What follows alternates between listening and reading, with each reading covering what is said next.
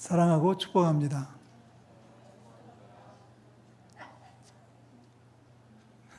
네.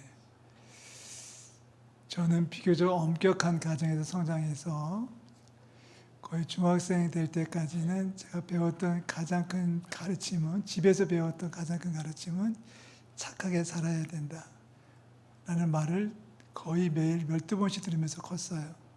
그래서 늘 착하게 살면 상 받고 못된 짓 하면 벌 받을 거야 라는 말을 듣고 살았는데, 그러다가 중학교 1학년 때부터 교회를 나가면서 성경 공부를 했습니다. 그 당시에는 예배 마치고 나면, 학생 예배 마치면 이렇게 분반 공부라는 것을 해서 반사가 우리를 가르쳐 줬어요. 제 기억에 맞다면 중학교 2학년 때 3층 올라가는 계단 밑에서, 비상구 계단 밑에서 말씀을 배웠는데, 그때 선생님한테 다윗을 공부했어요. 다윗을 공부하면서 제가 가르침을 받았던 걸 깨졌습니다. 착하게 살면 상 받고, 착하지 않은 나쁜 짓 하면 벌 받는다가 깨졌고요. 새로운 복음이 들어왔어요. 못된 짓 해도 회개하면 용서받는다.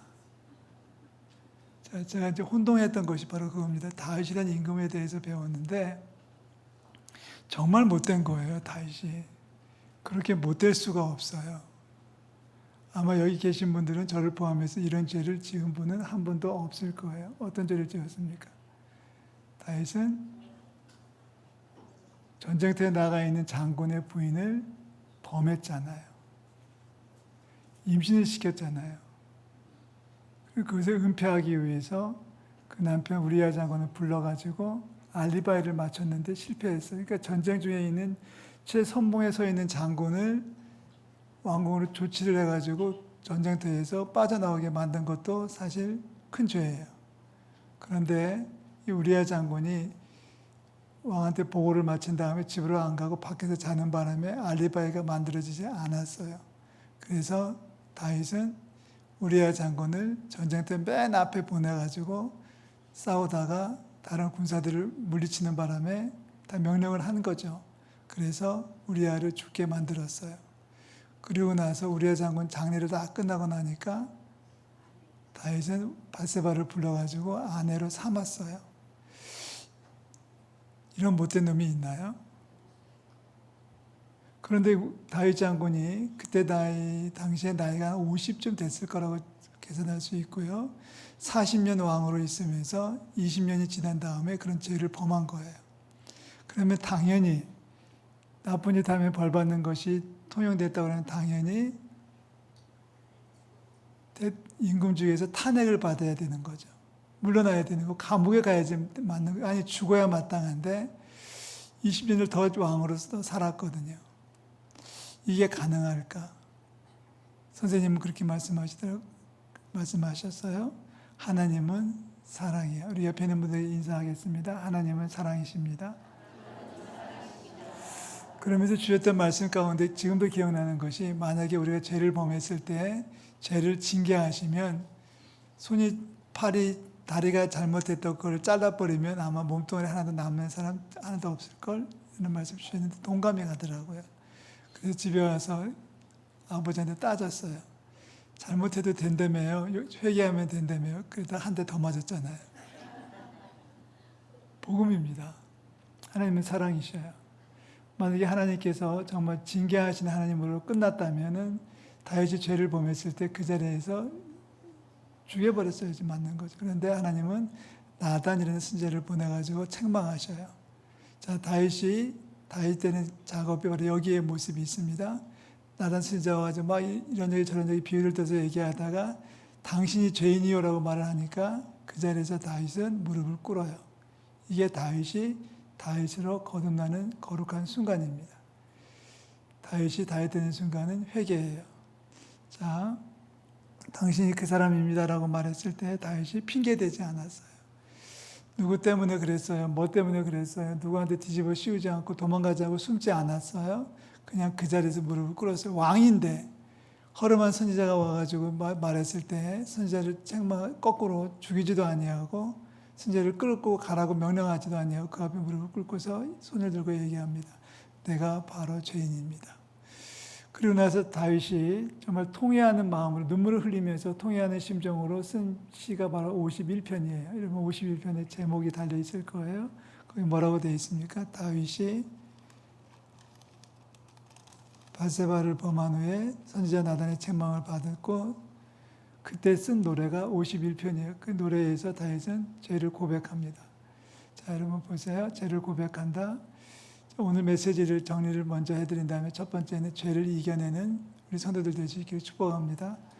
적어도 그리스도인이라면 죄를 범하지 말고 깨끗하게 살아야 되는 것이 기본적인 기도 제목이고 목적이에요. 자, 그런데 사실 꼭 그렇게만은 살 수 없는 것이 또 현실이에요. 나는 착하게 살려고 했는데 나도 모르는 사이에 죄를 범할 때가 너무너무 많아요. 지난 6개월을 살아오면서 지었던 죄를 종이에 쓴다면 얼마나 많이 쓸 수 있겠습니까? 저도 마찬가지고 그럴 때 좀 참았어야 되는데 조금 기다렸어야 되는데 조금 여유를 부렸어야 되는데 그때 내가 그런 말을 해서는 안 됐었는데 그 행동한 것이 후회되는 장면이 많이 있어요. 자, 근데 누군가를 통해서 주님이 책망하실 거예요. 그러면 그 자리에서 회개하는 역사가 있기를 부탁드리겠습니다. 우리도 마찬가지예요. 죄를 범하지 않는 것이 기본인데 죄를 범했고 그것이 죄라는 사실을 깨달아지면은 미루지 말고 그 자리에서 무릎을 꿇는 것이 성도의 본분입니다. 그리고 나서 기도해야 되겠죠. 하나님, 제가 죄인입니다를 고백하고 그 다음에 뭐라고 해야 될까요? 다시는 죄를 범하지 않겠습니다라고 해서는 안 돼요. 여기서 이제 문제가 발생하더라고요. 잘 보세요. 저희 아버님은 수학 선생님이셨고 교장까지 하셨던 분인데 늘 그래서 지적을 많이 했어요. 저희 아버님이 제일 싫어하는 것이 뭐냐면 껌 씹는 거. 그 다음에 신발 꺾어서 신는다고 하나요? 뒷굽을 말이죠. 그러니까 저희 아버님이 제일 싫어하는 게 뭐예요? 신발 꺾어 신고 껌 씹는 사람. 죽일 놈이에요, 저희 아버지한테는. 근데 저도 그래요. 저도 요즘 이렇게 보면은 우리 젊은이들이 또 우리 여자분들이 남자분들이 신발 꺾어 신고 나오면 보기 싫어요. 지금은 바로 신으라고 고민 안 하셔도 돼요. 아까 일부에 때 얘기했더니 막 신발 신느냐고 정신이 없더라고요. 껌 씹는데 껌 씹는 거는 괜찮은데 껌 씹으면서 막 소리 내면서 씹는 거 있잖아요. 다 같이 시작. 그렇게 씹는 거 있잖아요. 그렇게 계속 지적받으며 살아왔기 때문에 이제 그렇게 그래도 걸리면 아버지한테 얘기해야 되는 거예요. 다시는 안 그러겠습니다. 맞죠? 다시는 그렇지 않게 하겠습니다. 조심하겠습니다. 자, 이것은 세상적 용어입니다. 여러분 잘 들으셔야 돼요. 세상적 용어는 저 깨끗하게 착하게 살게요라고 얘기하는 것이 세상적 용어인데 틀린 건 아니지만 세상적 용어니까 우리가 쓸 수 있는 용어는 교회에서 쓰면 안 돼요. 다윗은 뭐라고 고백하냐면 여러분 7절 말씀 보시겠어요? 7절 말씀 다 같이 읽습니다. 우슬초로 나를 정결하게 하소서 내가 정하리이다. 나의 죄를 씻어주소서 내가 눈보다 희리이다. 자, 교회 성도의 용어, 성경적 용어, 신학적 용어는 뭐냐면 하나님 저로 하여금 죄를 범하지 않게 도와주세요가 정답입니다. 똑같은 말 같아도 차이가 많이 있는 말입니다. 착하게 살게요가 아니라 착하게 살 수 있도록 하나님 도와주세요. 이게 성경적 용어라는 얘기예요. 자, 우리 건강 얘기합시다. 약 잘 먹을게요가 아니라 약 잘 먹을 수 있도록 도와주세요. 학교의 용어로 표현하면 공부 열심히 하겠습니다가 아니라 공부 열심히 할 수 있도록 도와주세요. 주님 앞에 도움을 구하는 것이 맞습니다. 지금 다윗이 그렇게 고백해요. 나를 깨끗게 하여 주옵소서. 아버지, 내가 깨끗하게 살게요. 내가 정직하게 살게요. 내가 겸손하게 살게요라고 고백하는 게 아니라 정직하게 살 수 있도록 저를 도와주세요. 지켜주세요. 주님의 도우심을 구할 때 주께서 도와주셔야만 깨끗해지고 정직해질 줄로 믿습니다. 자, 첫 번째는 죄를 범하지 않는다.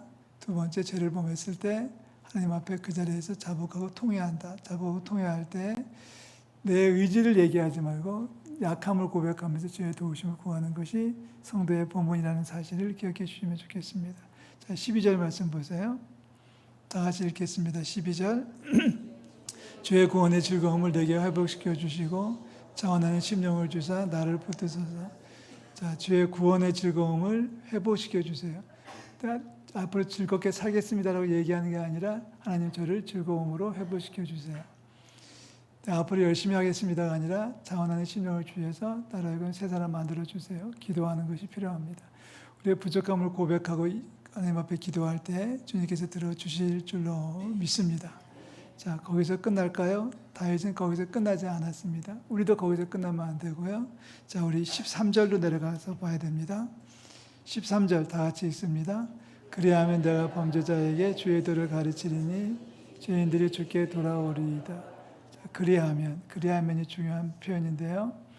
주님께서 내게 자원하는 심령을 주신다면, 나를 깨끗게 하신다면, 나를 도와주신다면, 나를 새롭게 해주신다면 제가 힘을 내서 주의 이름을 증거하겠습니다. 거기까지 가야지만 맞아요. 앞으로 제가 열심히 살아볼게요라고 했으면 탈락했을 거예요. 앞으로 깨끗하게 살겠습니다라고 그냥 고백만 했으면 주님께서 섭섭하셨을 거예요. 주님께서 기대하셨던 말이 나왔어요. 14절 말씀 볼까요? 15절 말씀 볼까요? 다 같이 있습니다. 15절. 주여 내 입술을 열어주셔서 내 입 여기까지 가야 돼. 이 경지까지 가야만 주님께서 진정한 기쁨으로 회복시켜 주시고 하나님의 백성으로 삼아 주실 줄로 믿습니다. 자, 지금 다윗이 범죄했어요. 엄청난 끔찍한 죄를 범했어요. 죽을 죄를 지었고 나쁜 짓을 했는데 요즘 법적 용어로 표현하면 2차 가해를 한 거고 엄청난 잘못을 범했는데 하나님께서 다윗을 그래도 사랑하셨기 때문에 이 대목이 중요합니다.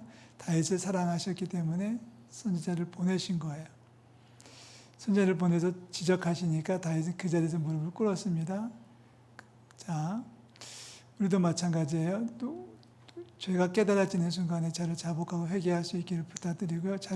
죄를 자복할 때마다 우리가 고백해야 되는 기도는 주님 제가 부족합니다.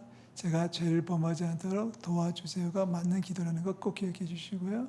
거기서 끝날 게 아니라 한 걸음 더 나아가서 이렇게 기도하는 거죠. 주님 저를 깨끗게 해주시면 제가 새 사람 돼서 주의 이름을 증거하면서 주의 영광을 찬양하면서 살겠습니다. 까지 가야 된다는 얘기죠. 고쳐주었는데 놀러 가면 안 되잖아요. 자, 어둠은 그렇게 기도를 했더라고요. 몸이 아파서 평생 오래 누워 있었는데 사실 요기 권사님은 3년간 병치레 하셨죠. 그전에는 새벽 기도도 나오시고 예배 나오셔서 같이 기도도 했고 구역 예배도 열심히 하셨고 가끔씩 산책길에서 만나면은 같이 인사하면서 해맑게 웃었던 기억이 나는데 그러다가 이제 쓰러지셔가지고 병을 얻으셔가지고 병상에서 한 3년, 2년 넘게 계셨습니다. 그러면서 교회를 못 나오셨는데 말은 그래도 하실 수 있어가지고 대화는 계속 했습니다만은 그러다가 이제 며칠 전에 보람병원으로 옮기셨고 보람병원에 수술을 받으셨지만 회복이 안 돼서 목요일 오후에 임종을 소천하신 거예요. 자, 건강의 문제를 놓고 기도할 때 이렇게 기도하는 분이 있었어요. 하나님 건강 주세요. 건강 주세요. 건강 주시면 제가 다음 달에 가는 휴가를 갈 수 있잖아요. 아니 틀린 말은 아닙니다. 하나님 건강 주시면 저를 퇴원시켜 주시고 걷게 해주시면 가을에 단풍 구경 한번 다녀올게요. 틀린 말은 아니고 솔직한 기도죠. 솔직한 기도였고 맞는 기도였는데 하나님이 들으실 때는 뭔가 좀 부족한 거죠. 자, 다윗의 기도는 그게 아닙니다. 회복시켜 주시면 제가 주의 역사를 증거하겠습니다. 회복시켜 주시면 저를 다시 복구시켜 주시면 복권시켜 주시면 제가 다시 왕의 자리에 올라가면 범죄자들을 제가 가르치고 단속하겠습니다. 이 나라를 믿음으로 다스리겠습니다. 이런 기도를 하고 있는 것이 다윗의 영성입니다. 우리가 거기까지 가야 됩니다. 우리 가운데 몸이 아파서 고생하시는 분들이 있으면 그렇게 기도하셔야 돼요. 주님 저에게 건강을 주신다면 건강해져서 열심으로 전도하면서 살겠습니다. 사업이 어려워서 고생하는 분들이 계시다면 그렇게 기도하셔야 돼요. 옛날에 제가 섬겼던 교회 장로님이 부수법 위반으로 감옥에 가셨어요. 부정수표법 뭐 그런 거가 부수법이래요. 면회를 갔더니 눈물을 뚝뚝 흘리시면서 그렇게 얘기하시더라고요. 하나님께서 저를 회복시켜 주실 줄 믿습니다. 그러시더니 회복시켜 주시면 제가 주님 앞에 영광 올려드리겠습니다. 물었어요. 뭘 하시겠습니까? 그랬더니 선교지에 교회당 하나 건축하겠습니다. 그러시더니 정말 하셨어요. 그렇게 기도하면 그렇게 하나님의 역사하시는 거예요. 우리 크게 기도하시기 바라고요. 거룩한 영으로 기도하시기를 축복합니다. 오늘 이 말씀 드리는 것은 이제 다음 며칠 지나면 7월 첫 주가 돌아오죠. 7월 2일이 되면 금년도의 후반기를 출발합니다. 전반기에 실수한 거 많아요. 저도 실수한 거 많고 잘못된 것도 많고 아쉬운 것도 많이 있지만 눈물 흘리지 말자고요. 눈물 흘리는 게 다가 아니라 후회하고 낙심하고 기죽어서 뻘뻘 땀만 흘리고 있는 것은 옳지 않습니다. 실패했더라도 잘못했더라도 주님 앞에 주님과의 관계가 회복되면 괜찮아지는 거예요. 주님 앞에 잘못했습니다. 인정하시고 주님 도와주세요라고 기도하시고 주님이 힘 주시면 이렇게 살겠습니다라고 선언하시고 약속하시면 주님께서 회복하게 해주실 것을 믿습니다. 그 일을 위해서 예수님 우리 가운데 오셨고 우리를 위해서 죽으셨잖아요. 예수님께서 왜 죽으셨어요? 왜 죽으셨어요? 우리의 죄와 허물을 덮어주시기 위해서 죽으셨잖아요. 십자가에 죽으셨던 이유가 바로 거기에 있습니다. 내가 받아야 될 형벌을 대신 짊어지고 십자가에 달려 죽기까지 하셨고 주님께서 그 사랑으로 지금도 우리를 사랑하고 계시는 줄로 믿습니다. 우리의 죄와 허물을 짊어지고 십자가에 죽으신 예수님께서 우리를 새롭게 하십니다. 사도 바울이 선포하고 있죠. 누구든지 그리스도 안에 있으면 새로운 피조물이라고 했습니다. 이제 과거의 실패에 눈물 흘리지 말고 과거에 잘못된 것에 아쉬워하지 말고 툭툭 털어버리고 변화의 새 사람 돼서 후반기를 믿음 안에 거룩하게 용기 있게 담대하게 출발할 수 있기를 축원합니다. 하나님께서 새롭게 해주실 줄로 믿습니다. 3월달에 잘못했다고 9월달에 잘못될 이유가 없어요. 우리가 돌아서면 되고 결국 중요한 것은 하나님과의 관계이니까 주님 앞에 무릎을 꿇고 주의 도우심을 구한다면 주님께서 우리를 새롭게 해주실 줄 믿습니다. 우리 옆에 있는 분들 인사할게요. 당신도 승리할 수 있습니다.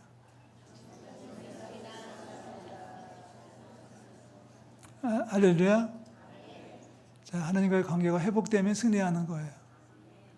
근데 죄를 짊어지고 죄를 마음속에 감추고 있으면 회복될 수가 없어요. 내려놓고 욕구하고 털어놓고 통회하고 자복하면 아니 다윗같이 그렇게 끔찍한 죄를 지은 사람도 하나님이 용서해 주셨는데 우리를 용서 안 하시겠어요? 우리를 위해서 예수님까지 주셨는데 그 믿음 가지고 소망 가지고 믿음 안에 우뚝 서는 저 여러분들 되시기를 주의 이름으로 축원합니다.